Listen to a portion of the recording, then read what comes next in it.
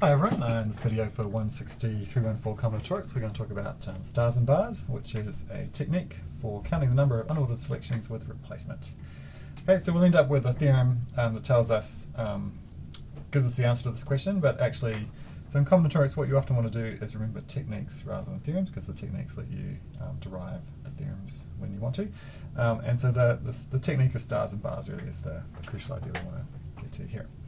Okay, so this will let us answer these two questions here.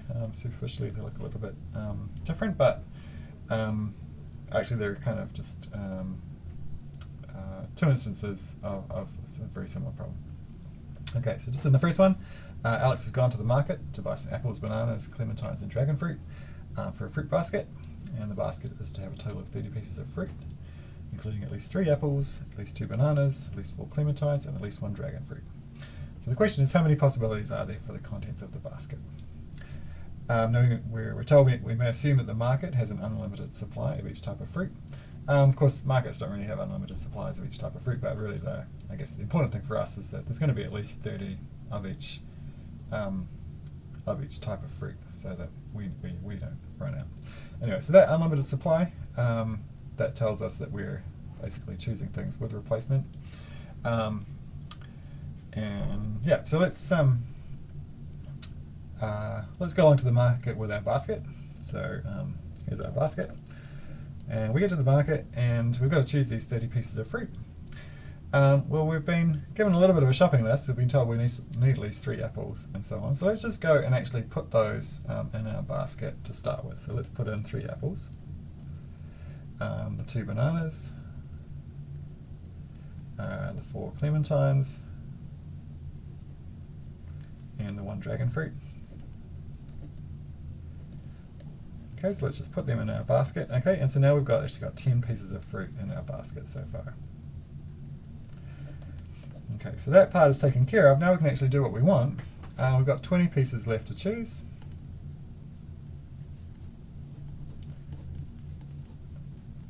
And we need to do that from apple, banana, clementine, and dragon fruit. Okay, so we've got to choose 20 items from this 4-element set, and the order in which we choose them doesn't matter, right? All that really matters is how many of each type we end up with. So if I choose apple and then banana, and then another apple, that's no different to choosing the 2 apples and then the 1 banana, right? All that matters is the outcome of how many we end up with of each type. So let's let A be the number of additional apples, just on top of this, there's 3 we've already chosen, and we'll let B be the number of additional bananas, C is going to be the number of additional clementines, and D is going to be the number of additional dragon fruit. It's a good thing they didn't ask us to get too many dragon fruit, because they're kind of hard to find. Okay, so having done that, what we need is A plus B plus C plus D should equal 20, right? So we've already got the 10 pieces of fruit.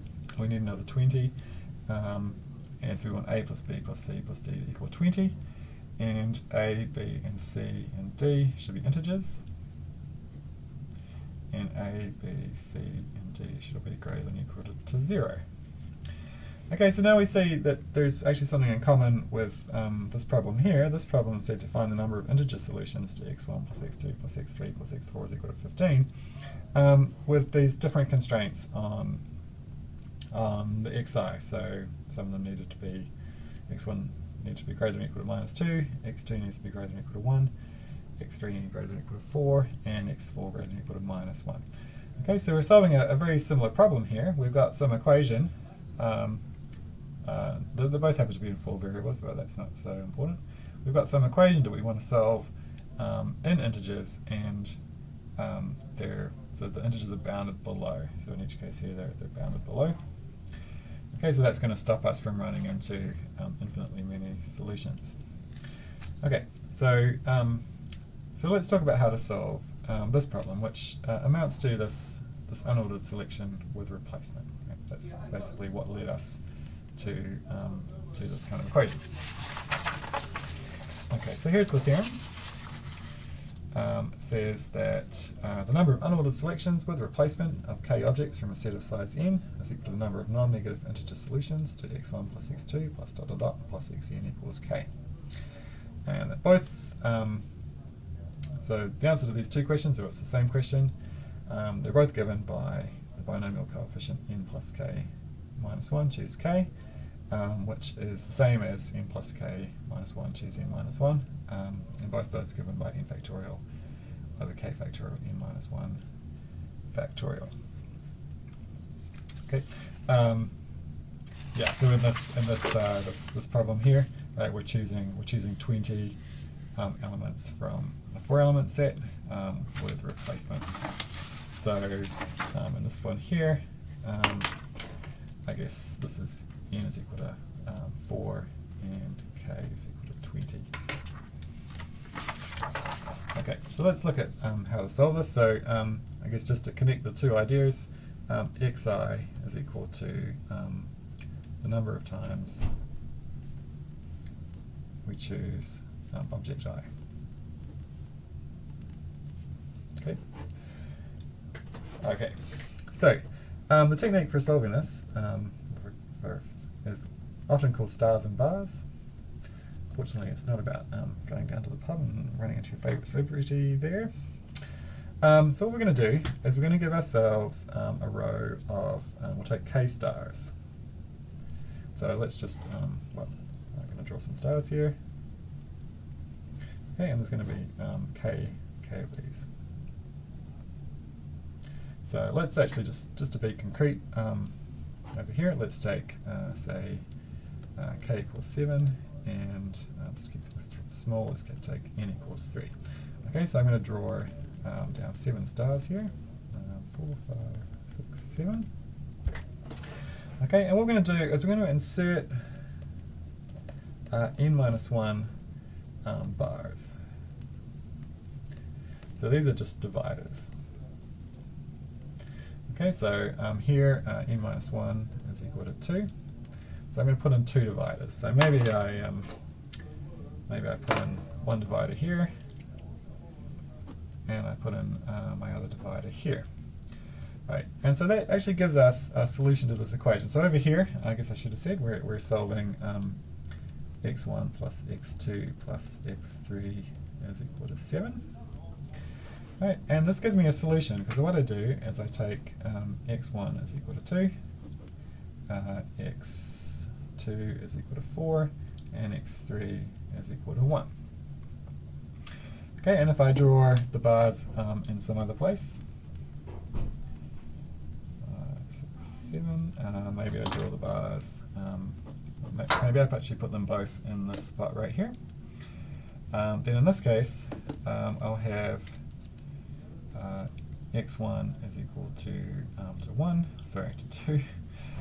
And here, there's nothing in between these two bars, so I get x2 is equal to 0, and then I get x3 is equal to 5.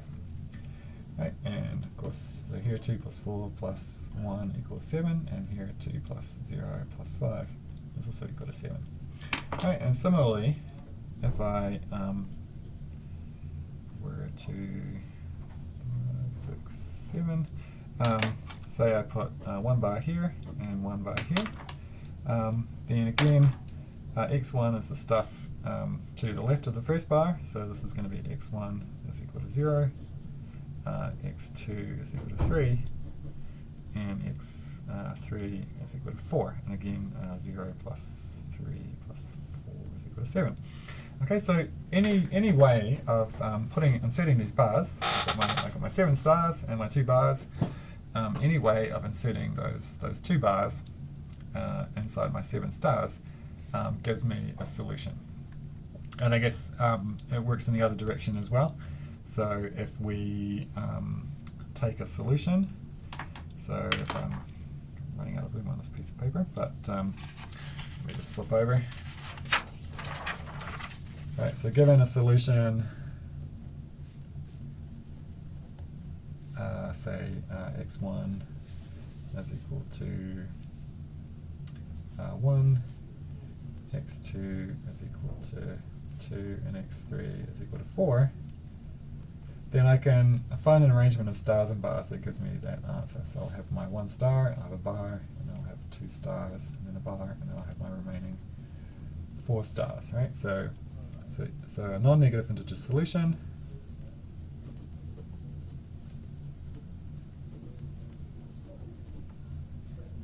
is exactly the same as an arrangement of so k stars and n minus 1 bars. Okay, so that's and so then we just want to count those, right? So what that means is we've got how many objects we've got? We've got a total of n minus 1 plus k, which is n plus k minus 1 objects. And we want to choose k of them to be stars and n minus 1 to be bars. Okay, and so there's n plus k minus 1 choose k ways to do this.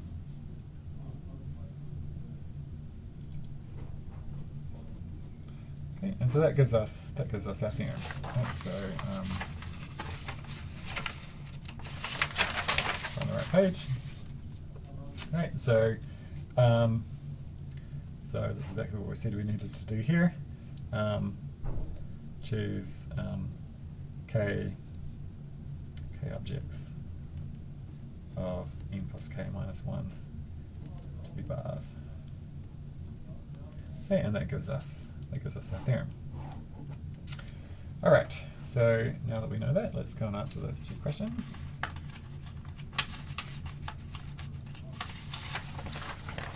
Oops. All right, so our fruit basket one, what we decided was that we had a plus b plus c plus d is equal to 20. Right, and so we want to have 20 stars, and we want to have 3 bars. Right, so I guess n was equal to 20, k was equal to 4. Nope, that's the wrong way around. K equals 20, n equals 4, and so we want n minus 1 equals 3 bars. Okay, so and so we get the answer is going to be 20 plus 3 choose, say 20, which is 23 choose 20, which of course is the same as 23 choose 3, which I guess is 23 factorial over 3 factorial, 20 factorial. Okay, so that's the answer to the first one. And we can do it by remembering that, that theorem, or if we just remember the stars and bars technique, then it just sort of brings us back to this, and we can end up at this without having to remember exactly what that pesky theorem said. All right, so now this last question. Okay, so I guess the different thing here, in the previous problem, we were looking for non-negative integer solutions, right? So I guess I forgot to say that. It's back here. Right, we wanted A, B, C, and D greater than or equal to 0 in this one right here. So that lets us use our theorem. In this one here, we don't actually have that. Instead, we've got x1 is greater than or equal to minus 2, x2 is greater than or equal to 1, x3 is greater than or equal to 4, and so forth. Okay, so we want to do something a little bit similar to, because actually that fruit basket problem, remember we started out, we were supposed to choose 30 pieces of fruit, but we needed 3 apples, so we just picked those ahead of time and put those in our basket. Okay, and that brought the number of pieces of fruit that we were free to choose down to 20. So we want to do something similar here. So what we'll do is from this, x1 minus 2 is greater than or equal to 0. So what I'm going to do is I'm going to let y1 equal x1 minus 2, which is greater than or equal to 0. And then I'll let y2, let's see, so I want x2 minus 1, I did this wrong, that's what we want, from that x1 plus 2 is greater than or equal to 0, so y1 is x1 plus 2, which is greater than or equal to 0, x2 minus 1 is greater than or equal to 0, so y2 is going to be x2 minus 1, which is greater than or equal to 0. From the third equation, or third inequality, y3, I'll have that be x3 minus 4, and that's also greater than or equal to 0, and x4, so y4 is going to be x4 plus 1, which is greater than or equal to 0. Okay, so we'll just do this change of variables. This one here is a little bit like taking, sort of putting one piece of fruit in our basket to start with. I guess this, maybe you need to think about it as sort of taking a piece of fruit out to start with. But anyway, let's sort of take these and let's figure out what y1 plus y2 and so forth add up to. So the key thing is that y1, y2, y3, and y4, they're all greater than or equal to 0. Okay, and so if I add them up, y1 plus y2 plus y3 plus y4, that's equal to x1 plus 2 plus x2 minus 1 plus x3 minus 4 plus x4 plus 1. So I've got x1 plus x2 plus x3 plus x4 plus 2 minus 1 minus 4 plus 1. So that's equal to x1 plus, well, x1, this part here, we know is equal to 15, so it's equal to 15 plus 2 minus 1 minus 4 plus 1. So let's see, I guess those parts cancel. So 17 minus 4, which is 13. So that's up to 13. Okay, and so what we want to do is we want to solve y1 plus y2 plus y3 plus y4 equals 13 in non-negative integers.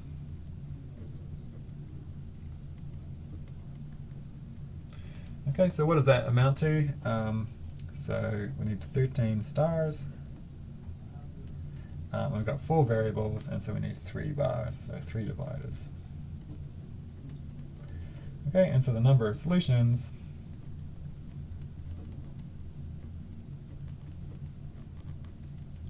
is so 13 plus 3, choose 3, which is 16, choose 3. Okay, so that's our answer to that one. Okay, so those that gives us just two examples of this idea of stars and bars, which counts the number of unordered selections with replacement and lets us solve problems like this. All right, till next time.